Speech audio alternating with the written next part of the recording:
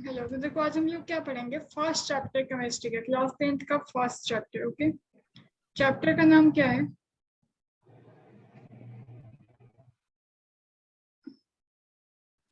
Chemical reactions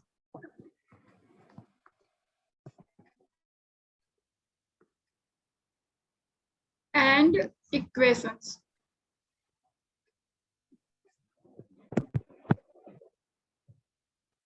आप लोग अपना फोन म्यूट कर लो। ओके,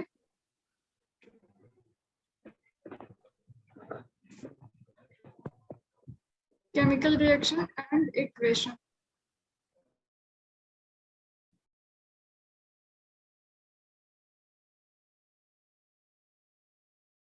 तो देखो, यहाँ पे समझने वाली बात है, केमिकल रिएक्शन क्या होता है। What is chemical reaction?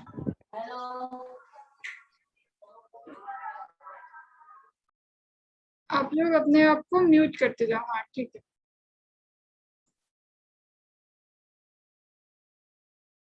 Chemical reaction क्या है?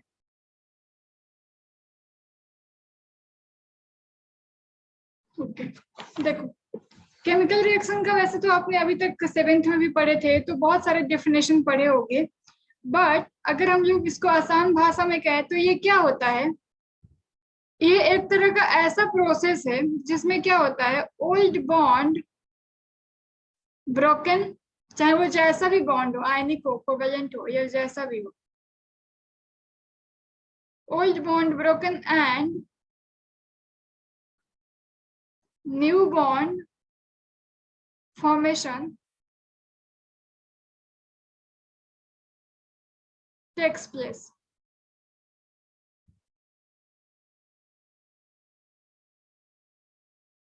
ओके, इसमें क्या होता है, केमिकल रिएक्शन में क्या होता है, हमारा जो उसमें रिएक्टेंट के पुराने बॉन्ड है वो टूटते हैं, ओल्ड बॉन्ड ब्रेक होते हैं और न्यू बॉन्ड फॉर्म होता है। ठीक है, उसको हम लोग क्या कहेंगे, chemical reaction.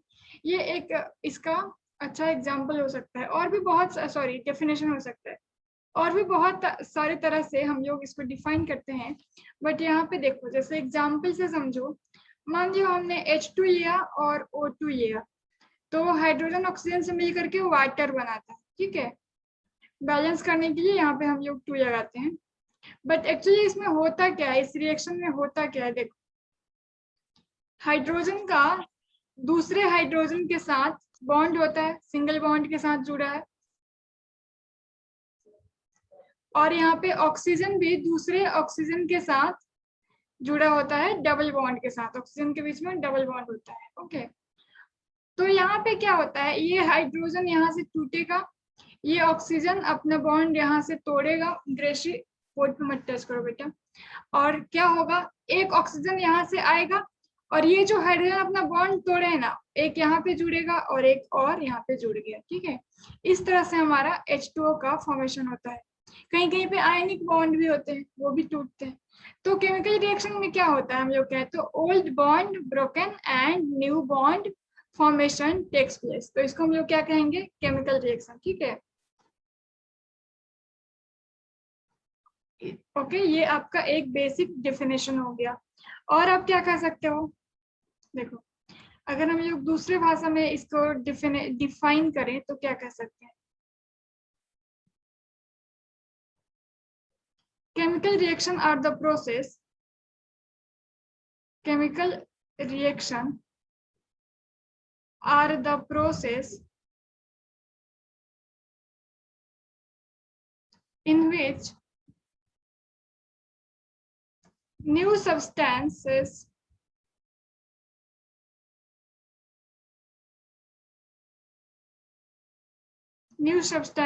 with new property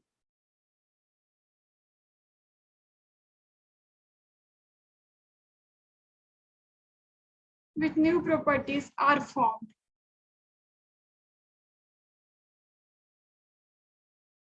okay, दूसरी भाषा में हम लोग क्या कह सकते हैं, केमिकल रिएक्शन ऐसा प्रोसेस है जिसमें न्यू सब्सटेंस फॉर्म होते हैं, वो भी न्यू प्रॉपर्टी के साथ। इसका क्या मतलब है, इसका मतलब है कि रिएक्शन होने के बाद जो हमारे केमिकल रिएक्शन में प्रोडक्ट बन रहा है उसकी प्रॉपर्टी भी डिफरेंट होती है। सब्सटेंस तो डिफरेंट हुआ ही, प्रॉपर्टी भी डिफरेंट होगी। इसका क्या मतलब, देखो यहाँ पे हमारा जो H2 होता है ना वो गैसियस फॉर्म में होता है, O2 भी गैसियस फॉर्म होता है, और दो गैस मिल करके जो बनाते हैं ना वो हमारा लिक्विड बनता है। ओके, वो हमारा लिक्विड। अच्छा, अगर आप लोगों के मन में आ रहा होगा इसका एक ऑक्सीजन कहाँ गया, तो देखो इसका दो मॉलिक्यूल ये है ना H2 का, तो इसका एक ऑक्सीजन, इसको भी यहाँ पे बैलेंस कर दो, दूसरे के साथ गया। यहाँ पे दूसरा जो ऑक्सीजन था उसका इसका दो हाइड्रोजन जो चार है ना यहाँ पे उसके साथ जाएगा, तो और भी बना, यानी दो मॉलिक्यूल बना है। ओके, तो उसके बारे में आप ज्यादा टेंशन मत लो, अभी वो बैलेंस कर लोगे तो समझ में आ जाएगा बराबर। ओके, तो देखो यहाँ पे प्रॉपर्टी चेंज हुई, दो गैस रिएक्ट कर रहे हैं तो जो बन रहा है वो लिक्विड बन रहा है। तो गैसियस स्टेट से लिक्विड में आने, ये प्रॉपर्टी का चेंज हुआ चेंज होना हुआ। दूसरा देखो, H2 को हम लोग क्या कहते हैं, फ्यूचर फ्यूल। यानी अगर फ्यूचर में हमारे पास इतने फ्यूल खत्म है तो हम लोग ऐसा टेक्नोलॉजी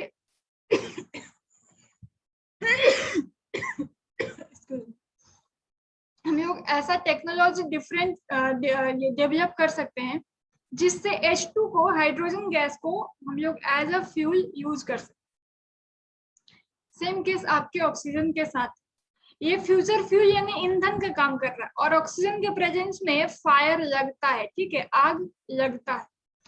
तो दो ऐसे एलिमेंट मिल रहे हैं जो आग को बढ़ावा दे रहे हैं, एक खुद ज्वलनशील है, ईंधन है, और एक आग लगाने का काम कर रहा है। इससे मिल करके जो हमारा वाटर बना है उसकी प्रॉपर्टी चेंज हुई। वाटर को इवन आप कितना हॉट भी कर दो, ये आग बुझाने का ही काम करेगा, ये फायर को डिक्रीज ही करेगा, बुझाने को काम करेगा। इवन आप कोल्ड वाटर लो या फिर हॉट वाटर लो, वाटर है तो आग बुझाएगा। तो दो ऐसे चीज से मिला जो आग जलाने का और आग खुद ही ईंधन का काम कर रहा था, और बना क्या, आग बुझाने वाला। तो इसीलिए यहाँ पे हमारा क्या हो गया, केमिकल रिएक्शन ऐसा प्रोसेस है जिसमें जो न्यू सब्सटेंस बनते हैं वो न्यू प्रॉपर्टीज के साथ भी फॉर्म होते हैं। उनके पुराने से प्रॉपर्टी से रिलेशन नहीं रहता है कि जो इनकी प्रॉपर्टी थी अब भी यहाँ पे वो अपनी प्रॉपर्टी रखे हैं, ऐसा नहीं। प्रॉपर्टीज न्यू हो जाएगी, चेंज हो जाएगी। ओके, तो बेसिकली ये होता है हमारा केमिकल रिएक्शन। बोलो, इतना में किसी को कोई डाउट नहीं? Okay, very good. क्लास आप लोग थोड़ा टाइम पे ज्वाइन करा करो, आज आप लोग काफी देर थे, एटलीस्ट 6-5 तक ज्वाइन कर जाया करो। चलो ठीक है, मैं इसको इरेज कर रही हूँ, अगर आप इसको स्क्रीनशॉट लेना ले लो। वैसे आज से आपको रिकॉर्डिंग अवेलेबल रहेगी, आज से क्लास के बाद की रिकॉर्डिंग आपकी मिल जाएगी आपको, ठीक है। अभी हमने बेसिक पढ़ा था इसलिए मैंने उसका नहीं डाला, और क्लासेस भी ज्यादा स्मूथली नहीं हो पाई थी इसलिए, ठीक है। बट यहाँ से आपका मेन सिलेबस स्टार्ट हो रहा है तो इसकी रिकॉर्डिंग आपको मिलेगी, ग्रुप में सेंड होगा। ओके, थोड़ी देर बाद क्लास। चलो स्क्रीनशॉट ले लो वैसे। तो अब देखो केमिकल रिएक्शन में होता क्या है, दो चीजें मेन आपको केमिकल रिएक्शन में प्रेजेंट होते हैं, ठीक है। क्या क्या जो केमिकल रिएक्शन में आपका पार्ट लेता है, एक तो वो रिएक्टेंट हो गया जिससे रिएक्शन हो करके और प्रोडक्ट फॉर्म होता है। तो देखो यहाँ पे आपका किसी भी केमिकल रिएक्शन में दो पार्ट आपने को देखने मिलेंगे, ठीक है। एक हो जाएगा आपका रिएक्टेंट, इवन 3 पार्ट मिलेगा, एक हो जाएगा रिएक्टेंट, एक हो जाएगा एरोहेड, और एक हो जाएगा प्रोडक्ट। ओके, तो रिएक्टेंट क्या होते हैं, प्रोडक्ट क्या होते हैं, ये मैं आपको बताती हूँ। बट इससे पहले इम्पोर्टेंट इंफॉर्मेशन ये है, रिएक्टेंट को हमेशा एरोहेड के, एरो के टेल साइड में लिखेंगे, ठीक है, टेल साइड में। जैसे इधर आपके ऐसा लिखा है ना, तो आपको समझना है ए रिएक्टेंट है, बी प्रोडक्ट है। हमेशा टेल साइड में रिएक्टेंट होता है और हेड साइड में प्रोडक्ट होता है, ठीक है। टेल साइड में रिएक्टेंट और हेड साइड में प्रोडक्ट होता है, ठीक है। तो अब हम लोग देखो एक एक करके इनको समझते हैं। रिएक्टेंट क्या होता है, ओके देखो क्या कर सकते हो, the substance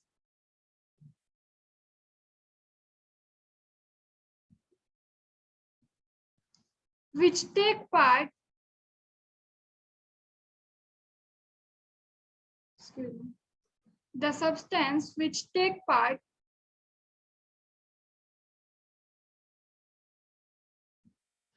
in a chemical reaction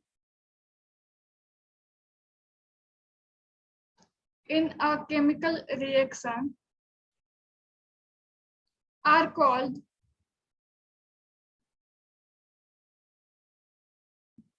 reactant. Okay यानी जिस सब्सटेंस के बॉन्ड ब्रेक होते हैं ना, अभी हमने क्या पढ़ा, बॉन्ड ब्रेक होता है फिर न्यू बॉन्ड फॉर्म होता है, तो जिस सब्सटेंस के बॉन्ड ब्रेक होते हैं उनको हम लोग क्या कहेंगे, वही आपके होते हैं वो जो केमिकल रिएक्शन में पार्ट लेते हैं। ठीक है, जिसका बॉन्ड ब्रेक होगा वो केमिकल रिएक्शन में पार्ट लेता है। ओके ठीक है, और उन्हीं को हम लोग क्या कहेंगे, रिएक्टेंट। ओके तो क्या लिखा है, the substance which take part in a chemical reaction are called reactant. दूसरा हमारा क्या होता है, product.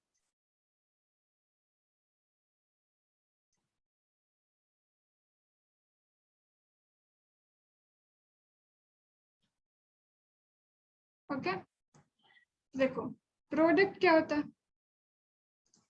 The new substance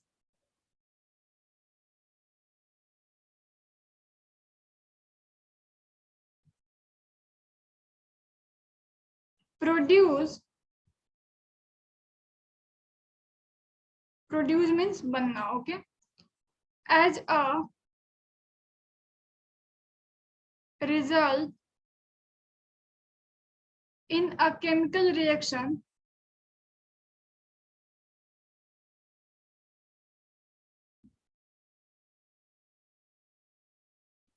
are called product।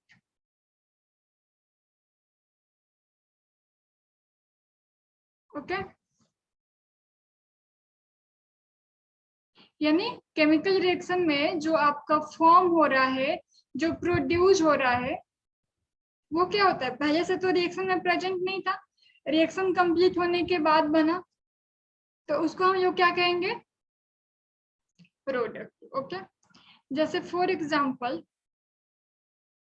वही ले लो H2 + O2 मिल करके क्या बनेगा, वाटर बनाता है। बैलेंस करने के लिए आप यहाँ पे 2 और यहाँ पे 2 लगा सकते हो, और भी तरीका है बैलेंस करने का, अभी हम लोग सीखेंगे, बैलेंसिंग अभी नहीं सीखेंगे। ओके तो यहाँ पे आपके जो ये हो जाएंगे H2 और O2, ये क्या हो जाएंगे, रिएक्टेंट, क्योंकि रिएक्शन में पहले यही थे जो पार्ट लिए, इन्हीं का बॉन्ड ब्रेक हुआ, और ये वाटर क्या हो गया आपका, प्रोडक्ट। ओके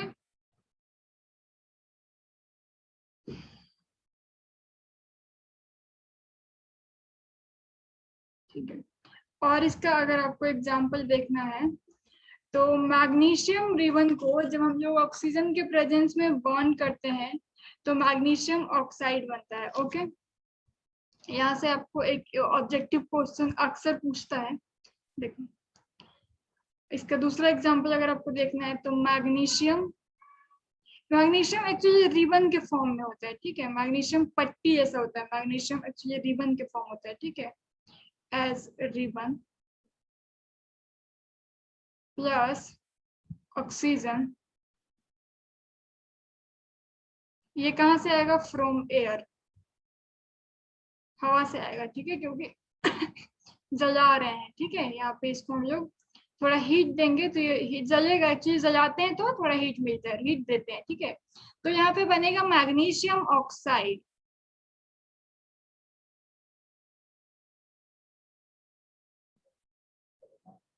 ओके इसका व्हाइट पाउडर बनता है, जल जाते तो राख टाइप का व्हाइट पाउडर बनता है। तो ये भी क्या हो गया, आपका एक टाइप का रिएक्शन हो गया।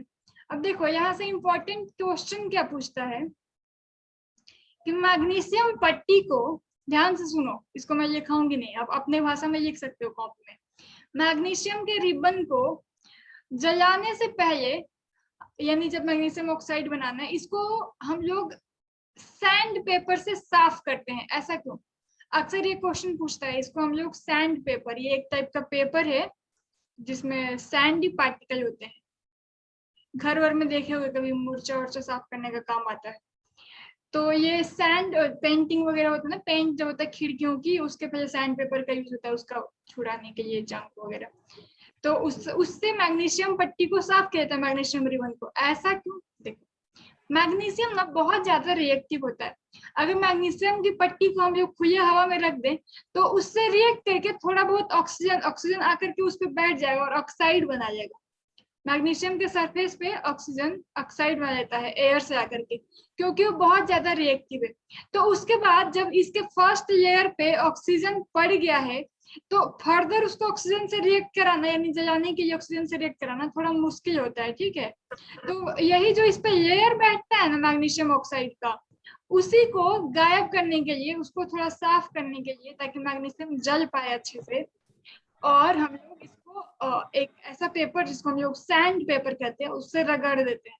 उससे रगड़ने के बाद जो ऊपर लेयर बन गया था ऑक्साइड का, वो हट जाता है, और फिर हमको मैग्नीशियम रिबन प्योर मिल जाएगा। और तब हम लोग उसको जलाएंगे तो ऑक्सीजन के प्रेजेंस में ही जलेगा, तो फिर मैग्नीशियम ऑक्साइड बन करके व्हाइट पाउडर आपको मिलेगा। ये एक्टिविटी आपको मिलेगा एनसीईआरटी में, ये एक्टिविटी में होगा। ओके, बोलो यहाँ तक किसी को कोई दिक्कत? किसी भी तरह का यहाँ तक कोई दिक्कत?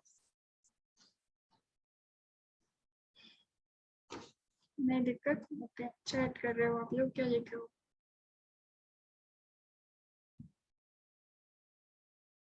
Because it form oxide. Okay, या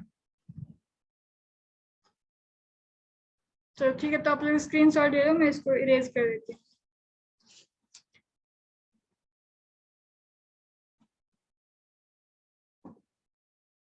अब देखो, ये हमें क्यों पढ़ना है? अगर एक सेकेंड,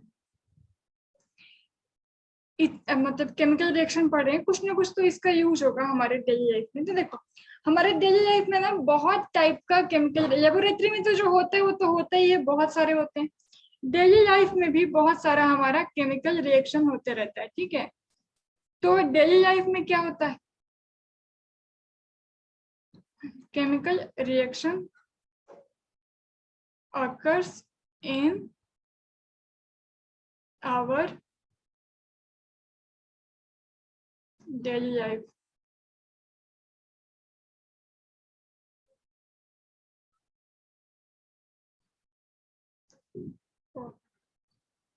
ओके, तो देखो, डेली लाइफ में हमारा जो दही का जमना होता है, ठीक है, कर्ड बनना, ठीक है, जिसको हम लोग कर्डलिंग ऑफ मिल्क कहते हैं। तो ये कर्डलिंग ऑफ मिल्क क्या हो गया हमारा? Chemical reaction.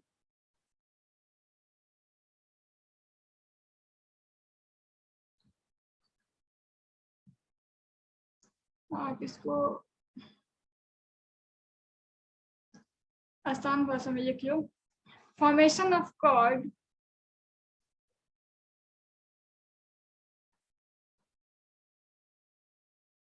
From milk. Okay, यानी दूध का दही में चेंज होना क्या है हमारा? ये भी आपका केमिकल रिएक्शन। देखो, केमिकल रिएक्शन को पहचानने का ना एक आसान तरीका है। केमिकल रिएक्शन हो जाने, मतलब ये हमेशा तो नहीं अप्लाई होगा, लेकिन मैक्सिमम केस में केमिकल रिएक्शन हो जाने के बाद आप सिंपल मेथड से रिएक्टेंट को प्रोडक्ट से अलग नहीं कर सकते। जैसे मान लो कि एक बार आपका दही बन गया, दही हमारा प्रोडक्ट हो गया, मिल्क हमारा क्या था? रिएक्टेंट। तो क्या हम लोग ऐसा कुछ कर सकते हैं कि दही वापस दूध में बन जाए? नहीं हो सकता है। ठीक है, तो ऐसा चेंज रहता है केमिकल रिएक्शन में। सिंपल मेथड से, नॉर्मल किसी फिजिकल मेथड से प्रोडक्ट को वापस रिएक्टेंट में चेंज करना पॉसिबल नहीं होता है। ठीक है, most of the chemical reaction में ऐसा चेंजेस हमको देखने को मिलता है। ठीक है, digestion of food in our body.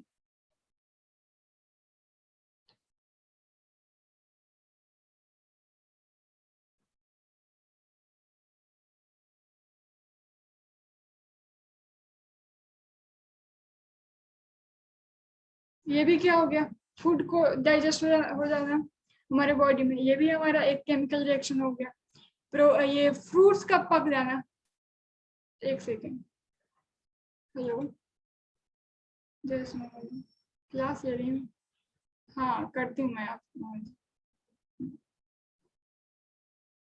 Digestion of food in our daily life, formation of curd हो गया, राइपिंग ऑफ फ्रूट्स भी क्या हो जाएगा, इसका एग्जांपल हो जाएगा। रस्टिंग ऑफ आयरन इसका एग्जांपल हो जाएगा।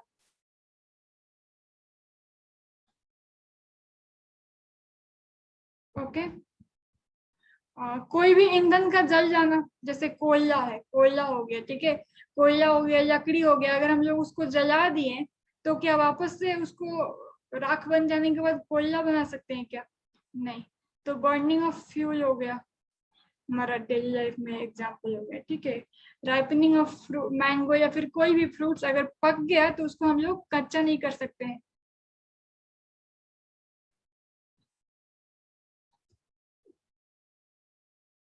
तो ऐसे करके ये तो कुछ ही एग्जाम्पल है, ऐसे ऐसे बहुत सारे ऐसे आपको एग्जाम्पल मिल जाएंगे जो हमारी डेली लाइफ में केमिकल रिएक्शन होते रहता है, ठीक है, जिसको हम लोग देख पाते हैं नहीं देख पाते हैं, ऐसा होते रहता है। रणवीर कुछ पूछना है आपको बेटा, कुछ क्वेश्चन है, हैंड रेज किया। यस हाँ पूछो। Ma'am, grinding of wheat chemical reaction है या नहीं? क्या चीज, ग्राइंडिंग ऑफ व्हीट।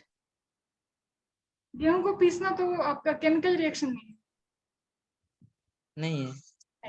क्योंकि उसमें उसमें देखो, मैंने अभी आपको स्टार्टिंग में, आप आधी बात याद रखे, लास्ट वाला स्टार्टिंग में मैंने क्या अच्छा शायद आप स्टार्टिंग में नहीं थे, मैंने कहा प्रॉपर्टीज चेंज हो जाती है। जैसे यहाँ पे H2 था, यहाँ पे आपका O2 था और ये बन गया H2O। तो H2 क्या होता है, फ्यूचर फ्यूल, और ऑक्सीजन क्या होता है, आग को लगाने का काम करता है ना। बट इससे जब बन के प्रोडक्ट बना, ये क्या करता है, ये फायर को बुझाने का काम करता है। ये आग कितना गर्म भी हो तब भी वो पानी को बुझाने का ही काम करता है ना, सॉरी आग को बुझाने का ही काम करता है पानी, है ना। तो इसमें क्या होता है, मैंने ये बात पहले ही बता दी है जब आप आए थे, नहीं उसके पहले। तो ये आपका चेंजेस मिलता है यहाँ पे, ये गैस था, ये गैस था और ये आपका लिक्विड हो गया, तो ये भी चेंजेस हो रहा है और ये प्रॉपर्टी बदल जाती है। बट वीट के केस में क्या है, मान लो कि मेरे पास कुछ अगर फूड नहीं है खाना, सिर्फ मेरे पास वीट है, ठीक है, अगर मैं वीट को खाऊं तो भी मुझे न्यूट्रिशन मिलेगा, अगर उसको मैंने पीस लिया और आटा बना लिया तो भी खाऊं तो भी न्यूट्रिशन। तो उसमें कुछ चेंज नहीं हुआ, बस उसको तो हमने क्या किया, उसको टुकड़े टुकड़े बहुत बारीक टुकड़े कर दिए, उसमें कुछ उसके प्रॉपर्टी में तो चेंज नहीं आया, वो तब भी सेम ही चीज। जैसे मान लो कि आपके पास 1 kg वीट था, तो इसको आपने पीस करके 1 kg, हालांकि कुछ कम हो जाता है या शायद बढ़ जाता है, कुछ तो होता है, तो जबकि मास तो सेम ही रहता है, बट बर्निंग के कारण कुछ इस पे मास पे थोड़ा सा फर्क पड़ता है, थोड़ा सा कम हो जाता है। अदरवाइज 1 kg ही आपको वीट से 1 kg आपको क्या मिलेगा, आटा मिला, फ्लोर, ओके।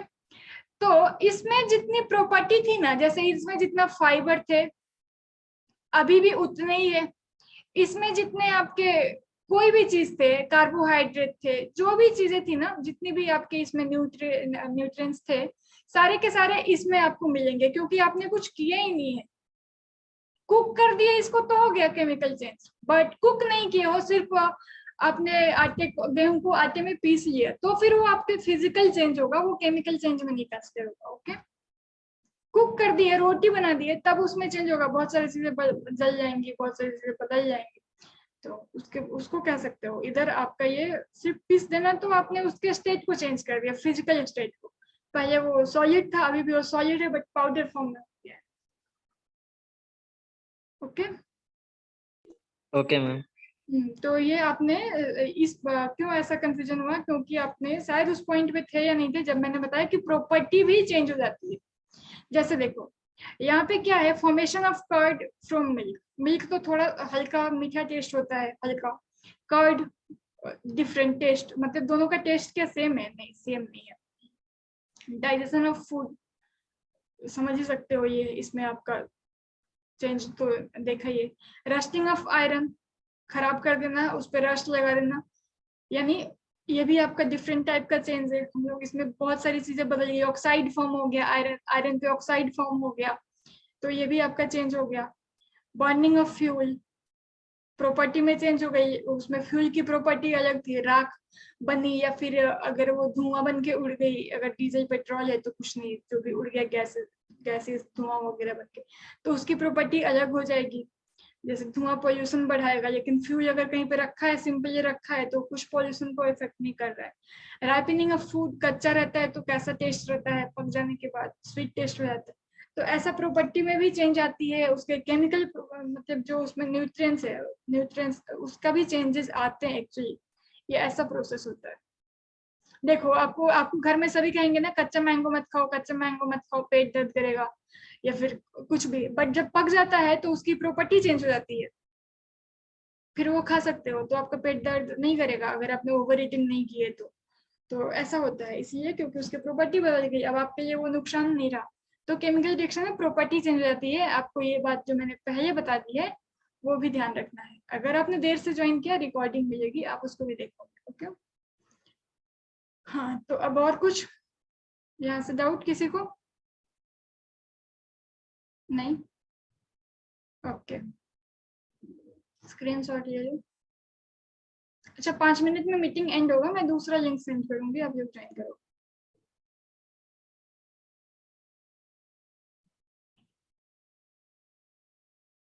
ठीक है, अब ये हमारा हो गया। अब देखो हम लोग देखते हैं कैरेक्टरिस्टिक्स ऑफ केमिकल रिएक्शन, यानी क्या क्या प्रभाव पड़ सकता है, क्या क्या कैरेक्टरिस्टिक हो सकते हैं केमिकल रिएक्शन में। तो हेडिंग लगा लो,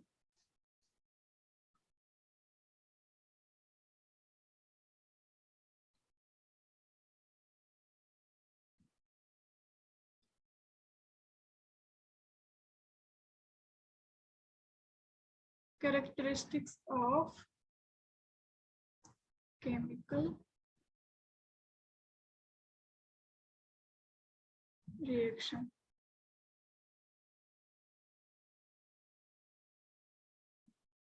ओके, देखो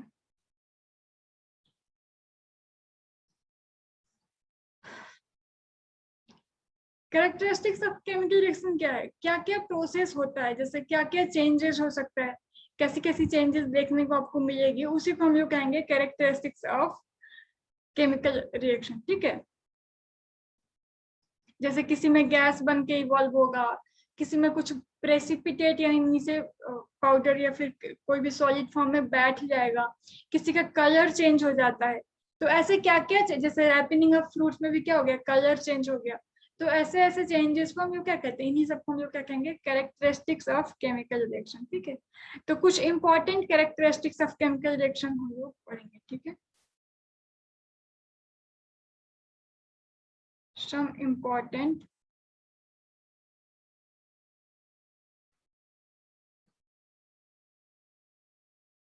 characteristics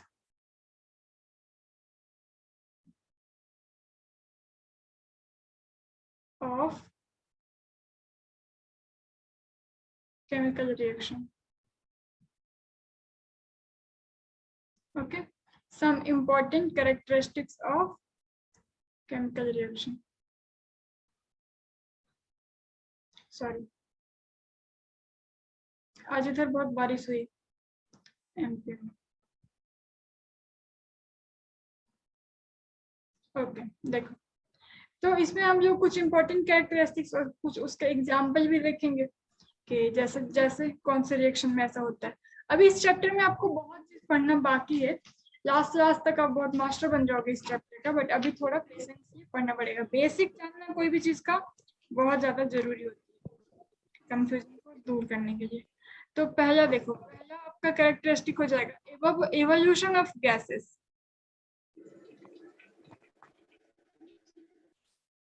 एवोल्यूशन ऑफ गैस, इसमें क्या होगा, आप लोग जब ज्वाइन किया करो बेटा खुद को म्यूट कर लिया करो, है ना।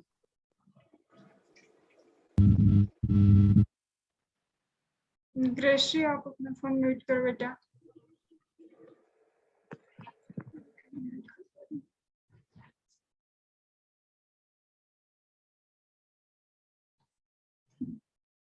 ओके, तो देखो इवोल्यूशन ऑफ गैसेस में क्या होगा, कुछ ऐसे रिएक्शन है जिसमें प्रोडक्ट बन जाने के बाद कुछ गैसेस आपके निकलेंगे, गैसेस इवॉल्व होंगे, यानी प्रोडक्ट के साथ साथ वो कुछ गैस भी वहां पे निकलता हुआ दिखाई देगा। इसको हम लोग एक एक करके देख लेंगे, पढ़ेंगे, बट पहले आप देख लो कौन कौन सी कैरेक्टरिस्टिक हमको पढ़ना है, ठीक है। दूसरा दूसरा आपका हो गया फॉर्मेशन ऑफ प्रेसिपिटेट,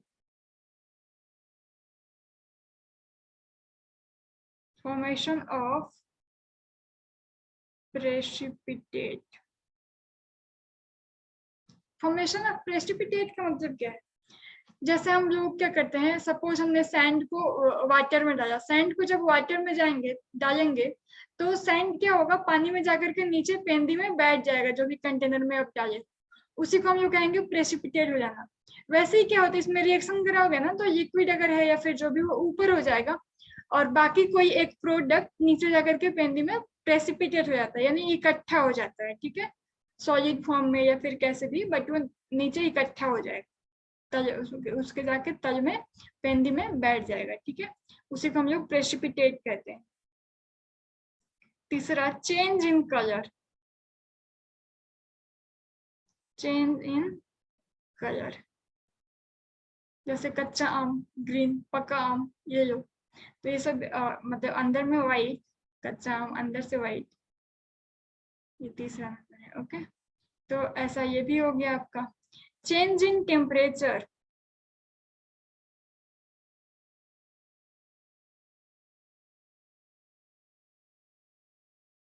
ठीक है, कुछ कुछ ऐसे रिएक्शन होते हैं जो आपके टेम्परेचर, जिसको मतलब उसमें इवॉल्व होते हैं, कुछ में लगते हैं, टेम्परेचर आपको देना पड़ता है, हीट करना पड़ेगा या कुछ भी, और कुछ ऐसे रिएक्शन होते हैं जिसमें टेम्परेचर बाहर निकल, उनका बढ़ जाता है, टेम्परेचर बाहर आने लगता है, ठीक है। जैसे हम लोग एसिड में क्या है, अगर कॉन्सेंट्रेटेड एसिड है तो उसमें पानी अगर डालते हो ना सडनली कॉन्सेंट्रेटेड एसिड में, तो वो फुहारे मार के बाहर आएगा और सामने